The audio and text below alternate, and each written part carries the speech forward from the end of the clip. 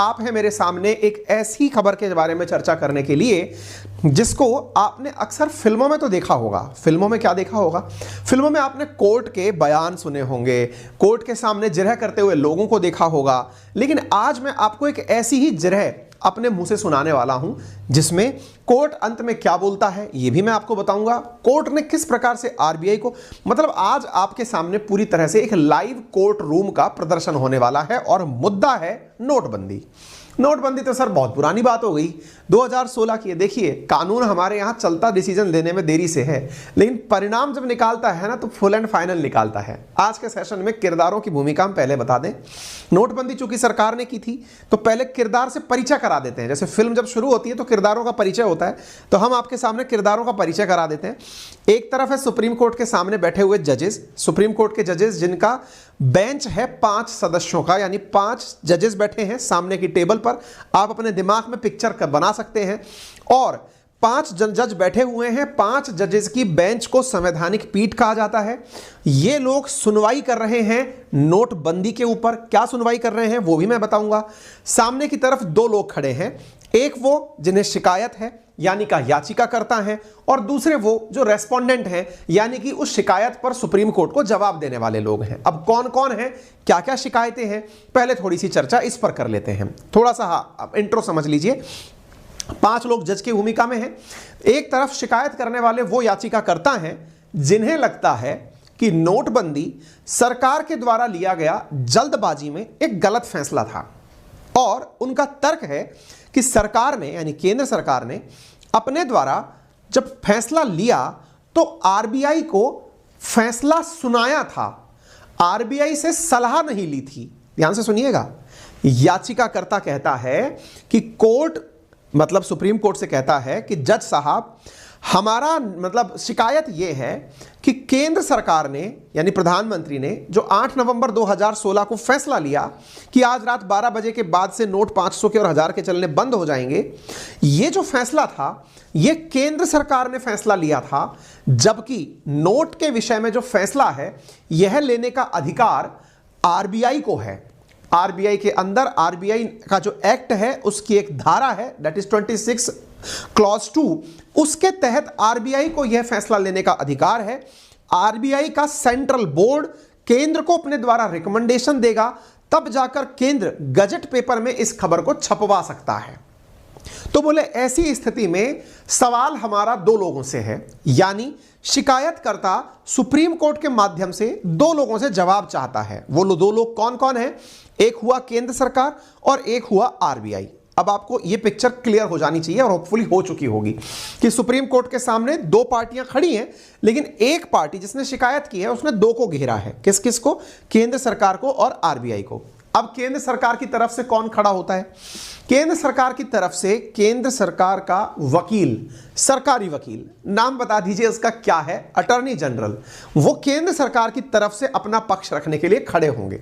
वहीं दूसरी ओर जो दूसरी तरफ आरबीआई, चूंकि आरबीआई को भी पार्टी बनाया गया है इस केस में, तो आरबीआई का भी एक वकील यहां पर खड़ा हुआ है। तो अब आप एक तरफ से ऐसे सुनिए कि शिकायतकर्ता वो भी वकील के माध्यम से बात रख रहा है। कोर्ट के अंदर आप और हम अपनी बातें नहीं रख सकते, इसके लिए पढ़े लिखे लोगों की जरूरत है जिन्हें एक विशेष प्रकार का ज्ञान हो, उन्हें आप वकील कहते हैं। तो जो वकील है, जो शिकायत करता है, वो भी वकील के माध्यम से है, एडवोकेट के माध्यम से है, और रेस्पोंडेंट जो है वो भी किसके माध्यम से है? एडवोकेट के माध्यम से है। अब शिकायतकर्ता वाला जो वकील है उनका परिचय करा दूं।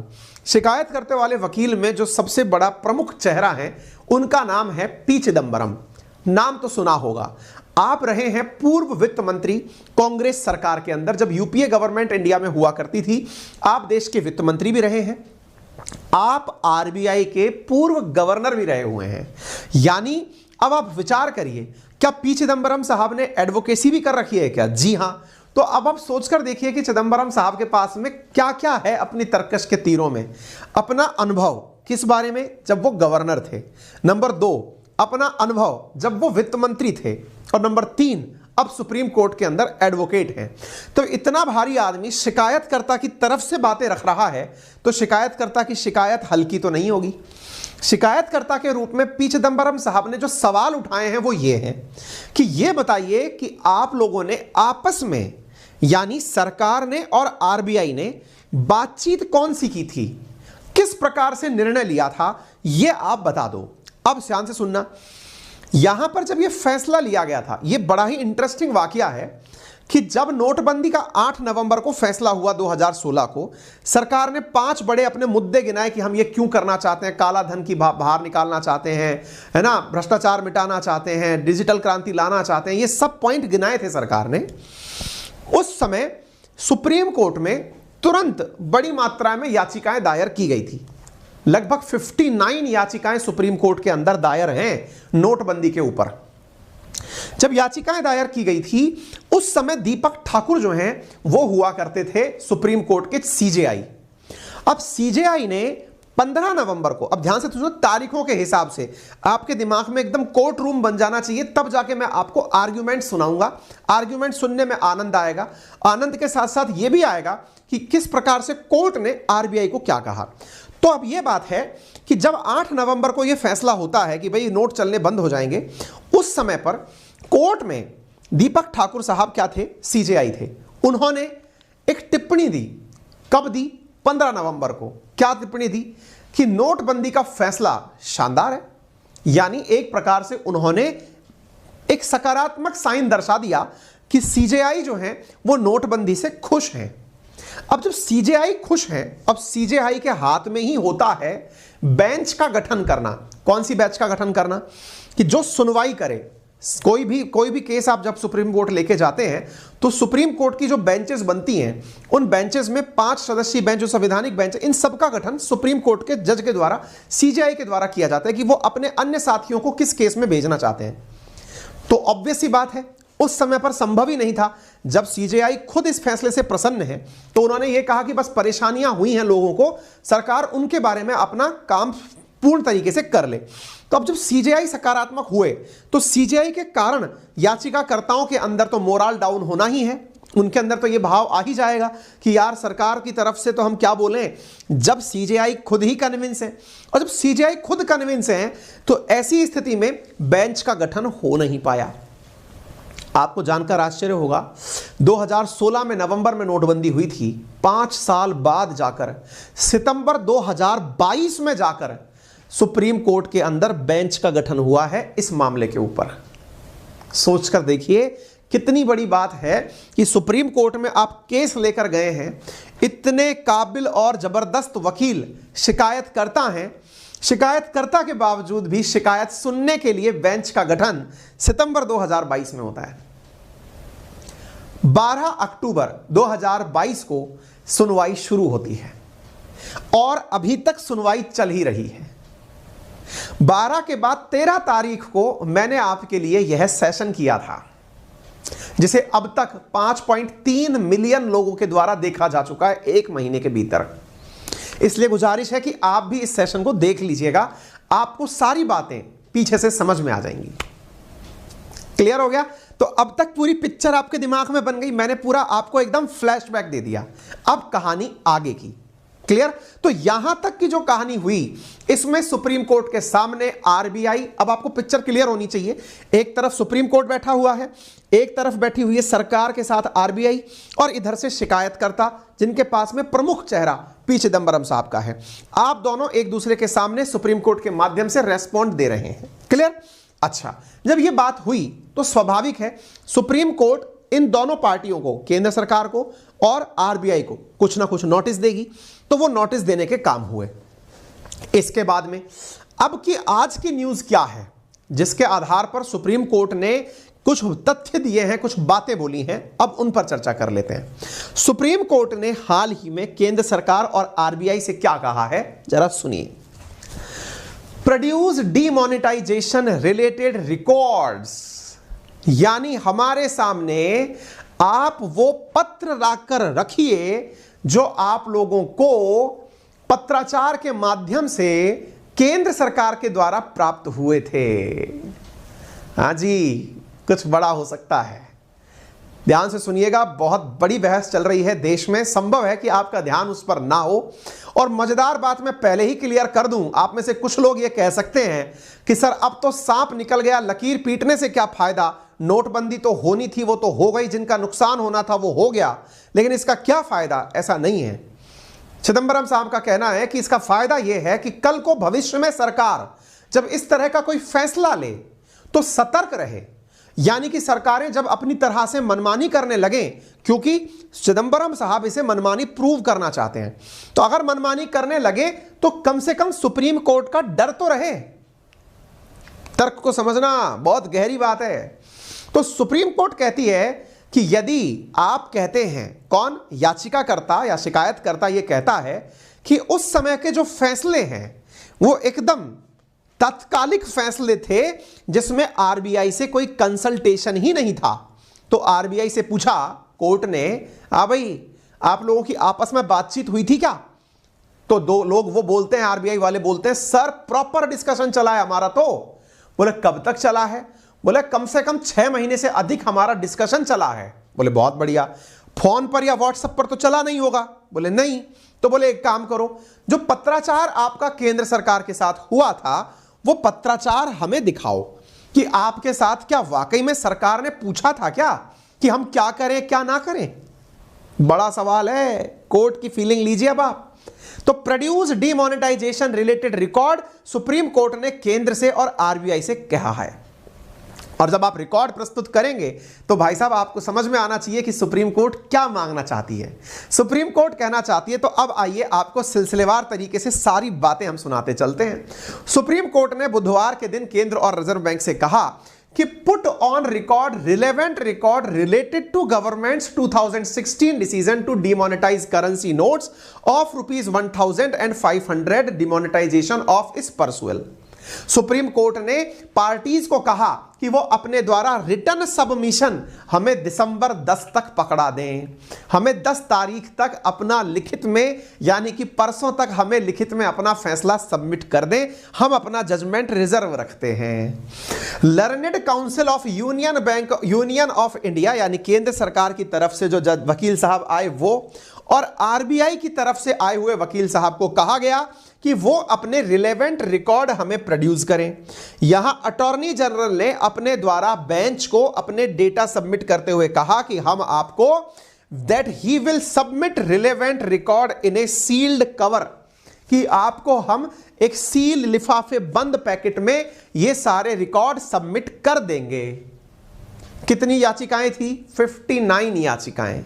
इन पर सुनवाई शुरू हुई थी। सबसे पहले याचिका विवेक शर्मा ने 2016 में दायर की थी। 58 याचिकाएं और दायर हुई। 16 दिसंबर 2016 को ही यह केस संवैधानिक पीठ को सौंपा गया था, लेकिन पीठ का गठन नहीं हो पाया था। कारण था उस समय चीफ जस्टिस साहब हुआ करते थे टीएस ठाकुर साहब, और चीफ जस्टिस ने कहा था कि नोटबंदी की योजना के पीछे जो सरकार की मंशा है वो तारीफ के लायक है। हमें आर्थिक नीति में दखल नहीं देना चाहते, हम आर्थिक नीति में दखल नहीं देना चाहते। ये जो पॉइंट है ना, ये वो पॉइंट है जिसके बाद से ज्यादा बड़ा बवाल क्रिएट हो गया। सरकार की तरफ एक तरह से सुप्रीम कोर्ट ने हामी भर दी थी कि आपने इकोनॉमिक पॉलिसी पर डिसीजन लिया है, हम इसमें इंटरफेयर नहीं करेंगे। और आज जो आप पंक्ति सुन रहे हैं कि हम हाथ पर हाथ धरे नहीं बैठे रह सकते, ये असल में इसीलिए कहा है। देखिए इस पंक्ति को अगर आपने देखा, हम आर्थिक पॉलिसी में दखल नहीं देना चाहते, ये उस समय के चीफ जस्टिस का बयान है। और आज का जो आपने हेडलाइन सुना हमसे, वो क्या था?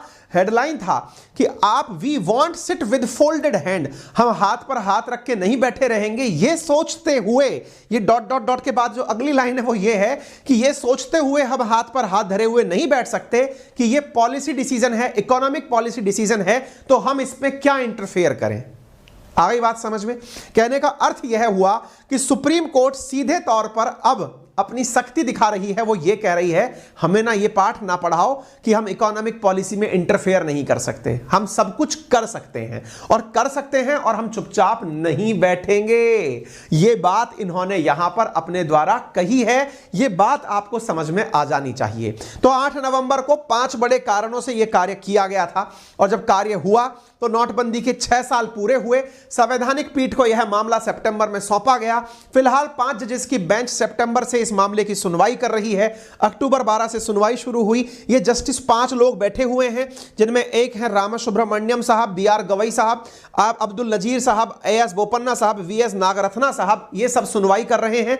5 जजेस की सुप्रीम कोर्ट की जो संवैधानिक पीठ है, अब वो जिन मामलों पर सुनवाई कर रही है वो सुन लीजिए। अब ये तो हुआ मेन बात।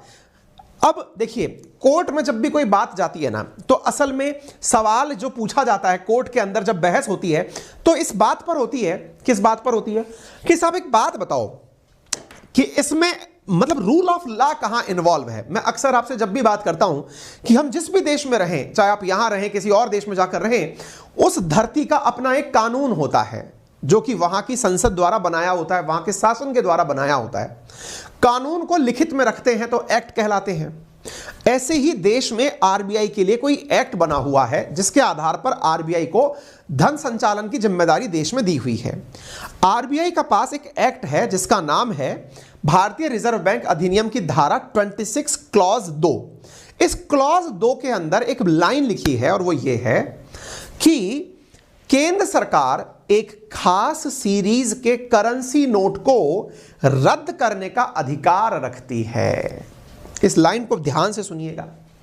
आप में से किसी ने यदि अभी तक करेंसी नोट को ध्यान से देखा हो, यानी 500 के नोट को, 2000 के नोट को, 1000 का नोट तो अब है नहीं, और आपने ध्यान से देखा हो, तो आप ये फील करेंगे कि उस पर एक नंबर लिखा हुआ होता है, एक सीरियल नंबर, एक सीक्वेंस नंबर लिखा हुआ होता है। अगर आपने सीक्वेंस नंबर देखा हो, समटाइम्स क्या होता है, नोट छपने के बाद, सुप्रीम कोर्ट नोट छपने के बाद आरबीआई को ये रियलाइज होता है कि यार जो हमने नोट छापा था ना, उसमें कुछ मिस्टेक हो गई है। ऑब्वियस सी बात है, जैसे आप किताब की छपाई करते हैं, आप कोई भी नोट्स निकालते हैं, समटाइम्स इंक में गड़बड़ हो जाना, या फिर समटाइम्स नोट के अंदर वो प्रॉपर चीज ना बन पाना जो आप जचाना चाह रहे थे, टेक्निकल काम है ना।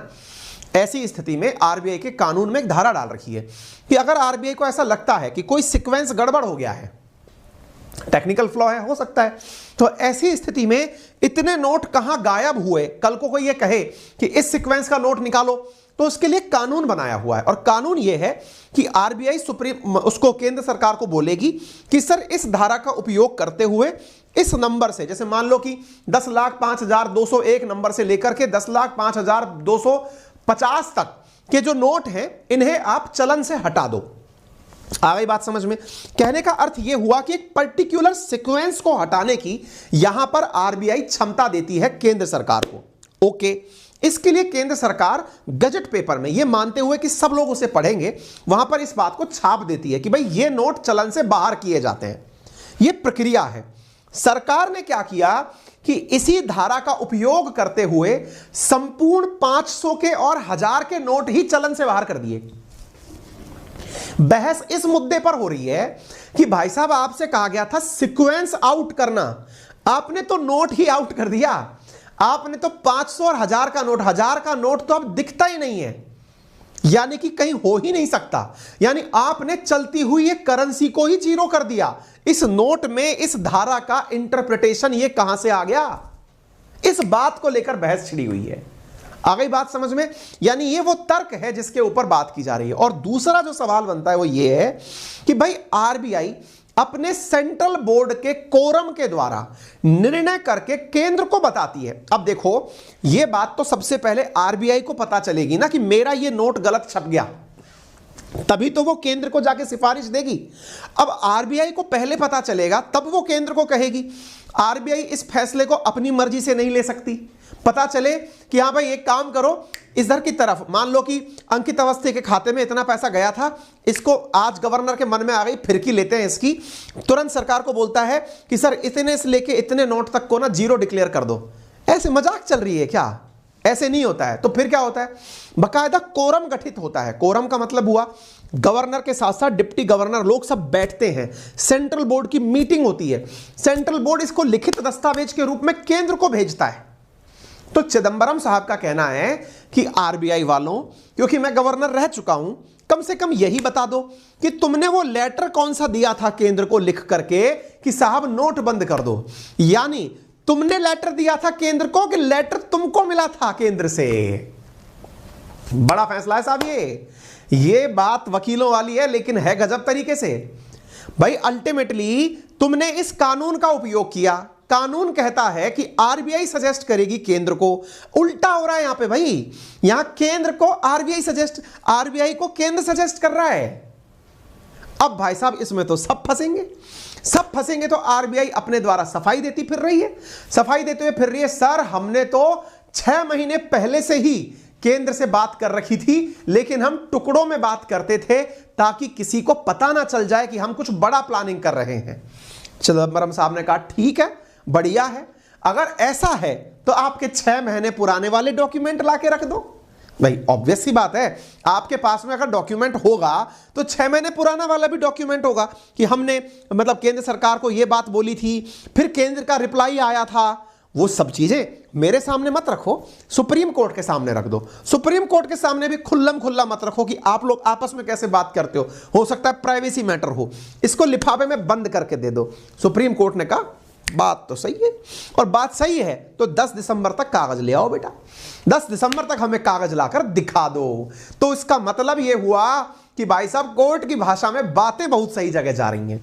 आपको आर्ग्यूमेंट समझ में आ रहा है कि नहीं आ रहा है, एक बार थम्स अप करके कमेंट बॉक्स में बता दो कि साहब ये पॉइंट जो है ना वो सही जगह जा रहा है कि नहीं जा रहा है। ठीक है, तो आप यहां देख सकते हैं, यहां पर इन्होंने कहा है कि प्रोसेस फॉलोड बाय द, ये चिदंबरम साहब केंद्र से उससे सुप्रीम कोर्ट के सामने बात बोल रहे हैं कि process followed by the government was deeply flawed, यानी गलतियां थी, and should be struck down by the court, जो प्रक्रिया थी ना उसको। और इसमें यह कहा चिदंबरम साहब ने कि the process wasn't in accordance with the RBI act and made a mockery of rule of law of this country, इस देश के कानून का मजाक बना दिया गया। देखिए बड़ी, मैं मतलब ये समझो कि चिदंबरम साहब बन के आपके सामने बोल रहा हूं, फिल्मी स्टाइल में इसका मजाक बना के रख दिया कानून का। ठीक है, तो P Chidambaram said that any power of the government to demonetize is only a recommendation of central board, but there was a reversal of the procedure in the present case. आ गई बात समझ में कि सामान्यतया ये यूं होता है, हो उल्टा गया है, और अगर उल्टा हो गया है तो सर जी इसके बारे में बात बताओ, क्योंकि it is outrageous, deeply flawed. ये इन्होंने बातें 25 नवंबर को अपनी बहस में बोली। उन्होंने कहा, चिदंबरम साहब ने कहा, मैंने कहा ना तब से लेके 12 अक्टूबर से लेके अब तक चल रही है सुनवाई, तो ऐसी स्थिति में चिदंबरम साहब ने कहा करेंसी बीइंग आरबीआईज मैटर, ये आरबीआई का मामला है। और देखो इनकी बात को आप हल्के में इसलिए नहीं ले सकते साहब, क्यों? क्योंकि आप खुद गवर्नर रह चुके हैं आरबीआई के, आप देश के वित्त मंत्री रह चुके हैं, और अब एकदम मतलब लॉरेट तरीके से पढ़े लिखे आदमी वकील की भूमिका निभा रहे हैं। पार्टी में है वो तो अलग बात है, लेकिन ऐसे पढ़े लिखे लोग देश की राजनीति में हैं, ये कितनी अच्छी बात है। कोई भी हो, चाहे हमारे जयशंकर साहब हो या फिर ये हो, ये वो लोग हैं जिनको देख करके प्राउड फील होता है कि आपको अपने फील्ड का पूर्ण एक्सपीरियंस है। आप देश के वित्त मंत्री थे, चाहे मनमोहन सिंह जी देश के प्रधानमंत्री थे, आज जयशंकर साहब हैं, या फिर हमारे देश में जो अभी हरदीप सिंह पुरी साहब जो ऑयल मिनिस्टर हैं, इन्हें देखकर ये फीलिंग होता है कि ये लोग उस काम के अंदर बहुत डीपली इन्वॉल्व रह चुके हैं और देश के अब फैसले बड़े वाले ले रहे हैं। तो अपन लोगों के लिए एक अच्छी चीज है, और इस तरह की बातें निकल कर आना एक बहुत बड़ी बात है। चिदंबरम साहब ने कहा करेंसी ये हो गया, the process can't be reverse to centre advising to RBI and RBI submitted to centre's advice and gave it recommendation after an hour meeting in 1 day. मतलब आप इसको ध्यान से सुनना, गजब बात बोली है साहब इनने कहा है प्रोसेस बदला नहीं जा सकता कि सेंटर आरबीआई को कहता है, आरबीआई तुरंत रिप्लाई 1 घंटे में दे देता है कि हां साहब 7 तारीख को फैसला आया, 7 तारीख को मतलब केंद्र सरकार ने आरबीआई को पत्र पकड़ाया कि देखो हम कल ऐसा करने जा रहे हैं। आरबीआई तुरंत इतने बड़े डिसीजन को yes sir you can do it. अबे ये कोई बात चल रही है, मजाक चल रही है? देश के अंदर नोटबंदी जैसी बात करने जा रहे हो और वो मिनटों में हो जा रही है, 1 दिन में हो जा रही है। तो ऐसी स्थिति में केंद्र को ऊपर एलिज किया जाता है, आरोप है कि साहब केंद्र was with holding crucial documents regarding decision making process. इनके पास में ऐसे वो डेटा है जिनको इनको निकालना चाहिए, ये इस बात को कहते हैं। इन्होंने कहा कि while the court may not be able to undo what has been done, ये बात सही है। आप में से कोई भी व्यक्ति इस बात को पूछ सकता है अब क्या होगा, नोटबंदी होनी थी, हो गई, जिनका घर तबाह होना था हो गया। चिदंबरम साहब कह रहे हैं कि मैं मानता हूं जो होना था वो हो गया। देखो ये क्या कहा है, while the court may not be able to do undo, यानी जो हो गया उसको पलटने की अब कोर्ट के पास पावर नहीं है कि भाई बदल करके पुराने नोट वापस चला दो, ये नहीं कह रहे हम कह रहे हैं it can hold that the governments action was unreasonable. बस कोर्ट अपने द्वारा ये बात बोल दे कि ये जो कार्यक्रम हुआ था ये अनरीजनेबल था, and clarify that such power can not B exercised else, और ऐसी पावर्स का फिर दोबारा दुरुपयोग ना हो ये सुप्रीम कोर्ट बोल दे। यानी ये कानून की सुप्रीमेसी कम से कम स्थापित हो जाए। आप इतना तो कह दो, आप ये तो कह दो कि ये फैसला गलत था। ये सुप्रीम कोर्ट के ऊपर दबाव बनाया जा रहा है। उम्मीद है अब आपको ये बात समझ में आ गई होगी। तो मैंने आपको चिदंबरम साहब का पूरी तरह से बयान सुना दिया। ये कानून है जो जिसकी बातें हो रही हैं 26(2) जो कानून है ना, सेक्शन 26 क्लॉज 2, वो ये लिख रहा, on recommendation of the central board the central government may by notification in the gazette of India declare that with effect from such date as may be specified in notification any series of banknote of any demonetization shall cease to be legal tender। ये सारी line है जिसको लेकर ये सारा काम हुआ है। अब साहब बारी आती है रेस्पोंडेंट की। मेरा प्रयास रहता है कि मैं आपको जब भी कोई बात सुनाऊं तो उसके दोनों पहलू सुनाऊं। जब भी कोई बात होती है कोशिश रहती है, बाकी समटाइम्स आप जज खुद हो जाते हैं। आप कहते हैं पहलू केवल एक को ज्यादा कहा दूसरे को कम कहा। कोशिश रहती है कि आपके सामने जिसने जो कहा वो लाके रखूं। ऐसी स्थिति में अब रेस्पोंडेंट कौन है? केंद्र सरकार। केंद्र सरकार की तरफ से अटॉर्नी जनरल कौन है? वेंकट रमानी। वेंकट रमानी ने अपनी तरफ से बातें रखी। इन्होंने कहा भाई इधर की तरफ से चिदंबरम साहब ने बातें बोल दी, उधर देश का सबसे बड़ा वकील अटॉर्नी जनरल खड़े होते हैं साहब। अब वो बोलते हैं इट इज रॉन्ग टू से कि डिमोनेटाइजेशन फेल्ड। ये कहना गलत है कि डिमोनेटाइजेशन फेल हुआ। तो अब भाई आप अपने तर्क रखो वकील साहब। मैंने आपसे क्या कहा था सेशन की शुरुआत में? मैंने आपसे कह दिया था कि आपको इस सेशन के अंदर बिल्कुल कोर्ट रूम की फीलिंग आएगी। पहले मैंने चिदंबरम साहब की तरफ से सारे पॉइंट दबा के रख दिए, अब मैं आपको इनकी तरफ से सारे पॉइंट अच्छे से रखने की कोशिश कर रहा हूं। इधर से सुनिए साहब। इनने कहा यह कहना गलत होगा साहब कि यह चीज फेल मार गई। उन्होंने कहा कि even the 5-year plan has targets. कहां लपेटा कांग्रेस के ही समय के प्लान से। आपको याद होगा देश में पंचवर्षीय योजनाएं चला करती थी और पंचवर्षीय योजनाओं के लिए कुछ ध्यान से पॉइंट्स डिसाइड किए जाते थे कि 5 साल बाद हम इतनी ग्रोथ रेट एक्सपेक्ट करते हैं, इतना रोजगार एक्सपेक्ट करते हैं, इतनी गरीबी में कमी एक्सपेक्ट करते हैं। इस तरह से देश की पंचवर्षीय योजनाएं बना करती थी। लेकिन जैसे ही एनडीए सरकार आई पंचवर्षीय योजनाओं को बंद कर दिया गया, प्लानिंग कमीशन बंद कर दिया गया, उसके स्थान पर नीति आयोग बना दिया गया। अब देश में पंचवर्षीय योजनाएं नहीं चलती हैं, शायद आपको याद होगा। इन्होंने तर्क देते हुए कहा भाई तर्क की लड़ाई चल रही है तो तर्क सही बात रखी जाएंगी। तो इन्होंने कहा समटाइम्स 5 वर्षीय योजनाएं भी अपने टारगेट पूरा करने में सक्षम नहीं हो पाती। कुछ ऐसे भी होते हैं जो अपने टारगेट पूरे ही नहीं कर पाते, लेकिन इसका मतलब कभी यह नहीं होता कि साहब ये प्लान गलत था। भाई प्लानिंग करना, उसका एग्जीक्यूशन करना और रिजल्ट तक पहुंचाना, ये सब अपने अपने पार्ट्स हैं। नोटबंदी की प्लानिंग थी, आप केवल इस वजह से ये कह दो कि ये फेल्ड था तो क्या पंचवर्षीय योजनाओं को फेल कह देंगे? तो अब केंद्र की तरफ से आर्ग्यूमेंट सुनिए साहब। तो ऐसी स्थिति में आर्ग्यूमेंट क्या आता है केंद्र की तरफ से? तो इन्होंने कहा, वेंकट रमानी जी ने कहा कि रॉन्ग टू से, तो इन्होंने कहा that note ban failed in its stated objective while causing undue hardship is misconceived। मतलब यह हुआ कि हम लोग note ban failed in its stated objective. हो सकता है कि नोटबंदी जो कही गई थी वो जो कहा था उसको करने में नाकामयाब रही हो। भाई हमने कहा था कि देश से जाली नोट खत्म हो जाएंगे, भ्रष्टाचार खत्म हो जाएगा, हो सकता है वो करने में नाकामयाब रही हो। If seen from a larger perspective of economic and social benefit, यदि इसे लार्जर पर्सपेक्टिव से देखा जाए, it can not be said that demonetization failed. इसको ऐसा नहीं कहा जा सकता कि डिमोनेटाइजेशन फेल हुआ होगा।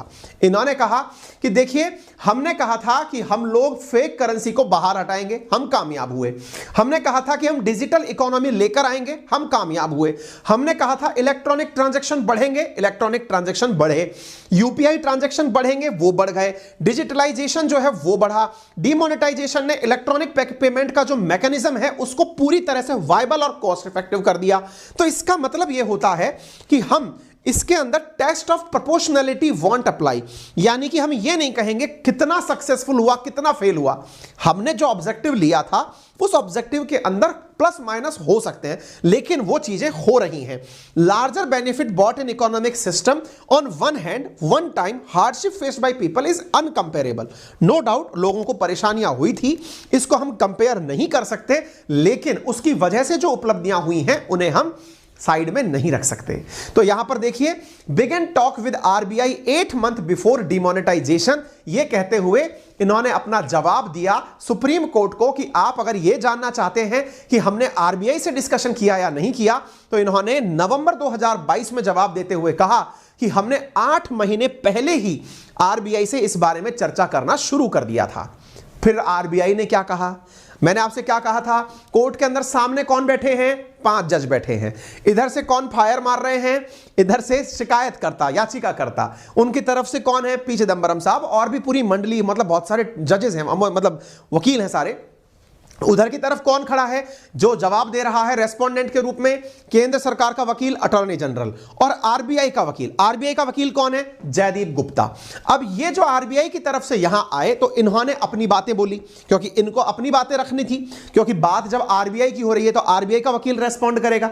आरबीआई कहता है कि under the RBI act to make recommendation to the centre was followed. जो कानून में कहा गया है हमने वही चीज पूरी तरह से फॉलो करी, और जो कॉरम होना चाहिए सेंट्रल बोर्ड का वो हमने बनाया। इन्होंने कहा कि चिदंबरम साहब जो हमारे ऊपर कह रहे हैं कि हमने कॉरम को फॉलो नहीं किया है, हम इनसे वो डेटा शेयर नहीं कर सकते। हम गवर्नमेंट ने आरबीआई से चीजें शेयर की थी, वो हम आपके सामने रख सकते हैं। तभी तो सुप्रीम कोर्ट ने कहा है कि तुमने जो केंद्र को दिया था ना, वो पर्चा लाकर हमें दे दो। तुम चिदंबरम साहब को नहीं दे सकते, मत दो, कम से कम हमें तो दे दो। इसलिए सुप्रीम कोर्ट को इन्होंने कहा कि जो प्रेस्क्राइब्ड फॉर्म था वो पूरी तरह से पूरा किया गया, और हमने जो अपनी रिकमेंडेशंस दी थी वो पूरी तरह से रखी। सुप्रीम कोर्ट ने फिर आरबीआई से कहा कि एक काम करिए, आप अपने कोरम की डिटेल निकालकर हमें दे दो कि कौन कौन व्यक्ति बैठा था। कोरम का मतलब गणपूर्ति, कौन कौन व्यक्ति था उस फैसले में, मुझे उसकी लिस्ट दो। और of its central board meeting that recommended demonetisation. Supreme court ने कहा इनसे परसों के दिन कि एक काम करो, तुमने बहुत सही जवाब दिया, अब एक छोटा सा काम हमारे लिए कर दो। बोले बताओ, बोले अपने कम से कम ना उस कोरम के अंदर कौन कौन शामिल था वो बता दो यार। और ये बता करके उन्होंने क्या क्या कहा था, जैसे संविधान सभा की जब बैठक होती है, तो संविधान सभा की जब बैठक होती है तो उसमें क्या होता है, उसके अंदर संविधान सभा में जिसने जो स्टेटमेंट दिए होते हैं वो लिखे जाते हैं। तो बोले ऐसे ही हमें भी अपने स्टेटमेंट दे दो, हम सुनने को तैयार हैं। ठीक है, तो साहब ऐसी स्थिति में यहां पर इनको पूरी तरह से यह बात लेने के लिए कहा है। फिर एक सवाल निकलता है, आरबीआई ने अपने जवाब में कहा कि सर देखिए, यदि आप बात ये कहते हो कि हमने इतना जल्दी क्यों एग्जीक्यूट किया, क्योंकि इसमें कॉन्फिडेंशियलिटी रखनी थी, हमें इसके अंदर थोड़ा सा बचाव रखना था कि कहीं ये फैसला लीक ना हो जाए कि सरकार कुछ ऐसा कर रही है। बोले ठीक है, सारी बातें वैलिड हैं, हम सारी बातें मान लेंगे, लेकिन all due process followed bye implementing note ban, अगर आप ये बात बोलते हो तो हमें डॉक्यूमेंट प्रोड्यूस कर दो। अब ये सारी बातें जब हो गई, सारी बातें चल रही थी, इसी बीच में एक बात और निकल कर आती है, और वो ये है कि यहां पर कोई प्राणी ये याद दिला देता है कोर्ट को कि सर कोर्ट को इकोनॉमिक पॉलिसीज में इंटरफेयर नहीं करना चाहिए, क्योंकि ये जुडिशियल रिव्यू के दायरे से बाहर रहे तो अच्छा है। जुडिशियल रिव्यू का मतलब समझते हैं आप, कि यानी कोई भी आर्थिक नीति से संबंधित फैसला हो उसमें कोर्ट चुप रहे तो बेहतर है। कोर्ट ने कहा यानी हम हाथ पर हाथ धर के बैठे रहें और आपको जो करना है वो करने दें, ऐसे नहीं होगा, क्योंकि आर्थिक नीति से भी देश चलता है और ऐसी स्थिति में हम उसमें इंटरफेयर करेंगे। इसलिए we can't fold hand and sit, कि हाथ बंद करके एकदम बैठे हुए हैं, चलने दो जो चल रहा है। हम इस स्थिति में आपसे जवाब मांगते हैं। देखना होगा 10 तारीख को क्या सील बंद लिफाफे में जाता है, और फाइनली जब फैसले पूर्ण होते हैं तो सुप्रीम कोर्ट क्या लैंडमार्क डिसीजन यहां पर रखती है। पूर्ण उम्मीद है कि आप सभी साथियों को यह जानकारी बहुत अच्छे से पसंद आई होगी। मैंने अपना पूर्ण प्रयास किया आपके सामने पूरे तर्क और वितर्क रखने का। आप भी अपनी राय कमेंट बॉक्स में जरूर रखिएगा, क्योंकि आपकी राय की हमने सेशन की प्रस्तुति आपके सामने कैसी दी, आपका व्यू, आपका एप्रिसिएशन सुनने की अपेक्षा हम में भी है। और यदि आपको सेशन पसंद आया है तो आप इस सेशन को साझा करेंगे और इस वीडियो को लाइक करेंगे, ऐसा हम आपसे अपेक्षा रखते हैं। फिलहाल के लिए इतना ही। मेरा रेफरल कोड है अनअकैडमी पर अंकित अंकित 10, जिसका यूज करके आप अनअकैडमी के किसी भी सब्सक्रिप्शन पर इंडिया के टॉप एडुकेटर्स के साथ पढ़ते हुए 10% डिस्काउंट के साथ प्लस और आइकॉनिक कोर्सेज ले सकते हैं। 2024 के लिए एक नया बैच शुरू हो रहा है जिसका नाम है लक्ष्य बैच, यूपीएससी कैटेगरी के अंदर, जिसमें इंडिया के टॉप एडुकेटर्स आपके लिए कॉम्प्रिहेंसिव कवरेज के साथ प्रीलिम्स और मेंस का बैच शुरू कर रहे हैं। दिसंबर 15 से आप इसमें पार्टिसिपेट कर सकते हैं। हिंदी मीडियम के लिए लक्ष्य बैच शुरू हो रहा है और इसके साथ साथ सीसेट की प्रिपरेशन के लिए 12 दिसंबर से 8,999 में टॉप एडुकेटर्स के द्वारा सीसेट का बैच शुरू हो रहा है। आप उसमें पार्टिसिपेट करें। पूरे साल भर का सब्सक्रिप्शन आपके लिए 4,364 रुपए प्रति माह पर उपलब्ध है। इजी ईएमआई ऑप्शंस के साथ आप उनके साथ उसे परचेज कर सकते हैं। इतना ही नहीं, यदि आप ऑप्शनल करना चाहते हैं तो ऑप्शनल के लिए pub ad, polity, history, psychology, agriculture, mathematics और हिस्ट्री ये सब्जेक्ट शुरू हो रहे हैं। इनमें से कुछ इंग्लिश में है, केवल इंग्लिश में है, और हिस्ट्री इंग्लिश में है, पब एड इंग्लिश में है, पॉलिटी इंग्लिश में है, और जो साइकोलॉजी है वो बाइलैंग्वेज है, एग्रीकल्चर बाइलैंग्वेज है, मैथमेटिक्स बाइलैंग्वेज है और हिस्ट्री हिंदी में है। और ये आपको बहुत ही नॉमिनल दाम में उपलब्ध हो रही है, मात्र 9,000 रुपए के अंदर। तो जिनका भी अभी मेंस हुआ, रिजल्ट बेहतर हो गया, बढ़िया है, नहीं हुआ, रिजल्ट अच्छा नहीं आया, उन्हें ऑप्शनल इस समय रिवाइज कर लेना चाहिए और उसके लिए उन्हें मात्र 9,000 रुपीज में ये कोर्स ऑफर किया जा रहा है। आप जाकर ऑप्शनल की क्लासेस ले सकते हैं। फिलहाल के लिए इतना ही। अपना ख्याल रखें, बड़ों का सम्मान करें, छोटों को प्यार दें, अपना व्यक्तित्व इस प्रकार से विकसित करें कि महिलाएं आपके साथ सुरक्षित महसूस करें। धन्यवाद।